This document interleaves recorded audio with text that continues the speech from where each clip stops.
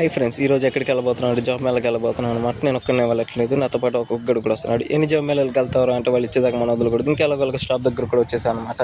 నేను వచ్చిన 20 నిమిషాల తర్వాత ఒక బస్సు వచ్చిందంటే ఆ బస్సు ఎలాగోలాగా ఎక్కేసి ఇంకా బస్ స్టాండ్ దగ్గరికి వెళ్ళబోతున్నాను. మా ఒక్కడు బస్ స్టాండ్ బయట ఉంటాను అన్నాడు, కానీ ఇక్కడ చూస్తే బస్ స్టాండ్ బయటకు లేడు.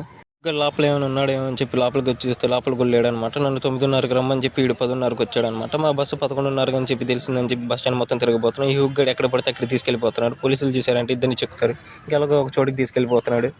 ఇంకా మేము ఎక్కే బస్సు వచ్చిందంటే ఈ బస్సు ఎక్కుదాం అని చెప్పి ఇంకొచ్చేసాం అనమాట. ఇంక ఎలాగోలాగా బస్సు లోపలికి వెళ్ళి కూర్చొని ఇంకా టికెట్ కూడా తీసుకుని 45 రూపాయలు బొక్క అనమాట. ఇంక ఈ బస్సు చూస్తే చాలా ఫుల్ అయిపోయింది అనమాట. మీరే చూడండి ఎంత ఫుల్ అయిపోయిందో. చదువుతున్న దాంట్లో మా కాలేజ్ కనపడింది అనమాట. 2 సంవత్సరాలు ఇక్కడే గుడిచిపోయింది.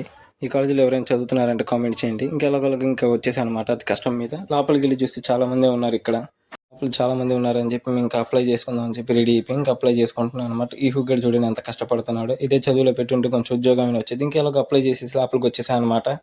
ఫస్ట్ ఫ్లోర్లో మంచి కంపెనీ ఉంటే కంపెనీకి రెజ్యూమ్ ఇద్దామని చెప్పి పైకి వచ్చేసాం అనమాట. నేనేమో ఈ రెజ్యూమ్ తీసుకుని వెయిట్ చేస్తుంటే మా ఫ్రెండ్ బొమ్మలు తాడుకుంటున్నాడు. మీరే వినండి.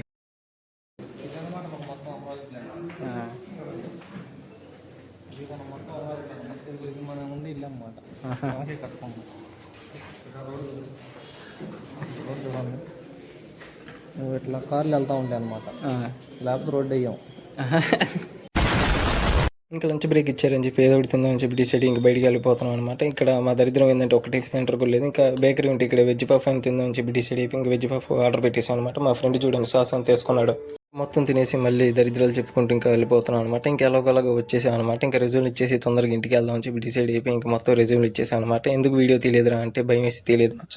ఇంకా ఎలాగోలాగా ఇంకా బస్ స్టాండ్ దాకా వచ్చేసాం అనమాట. ఇదే మచ్చ బస్ స్టాండ్. ఇక్కడ ఖాళీ లేదని చెప్పి మేము ఒక మూలకు వచ్చున్నాం. మేము మూలకు వచ్చిన 5 నిమిషాలకి ఇంకా బస్సు వచ్చిందంటే ఆ బస్సు ఎక్కేసాం అనమాట. ఇంకా టికెట్ కూడా తీసేసుకున్నాం. ఇంకా ఎలాగోలాగా గుంటూరు బస్ స్టాండ్ దాకా వచ్చేసాం అనమాట.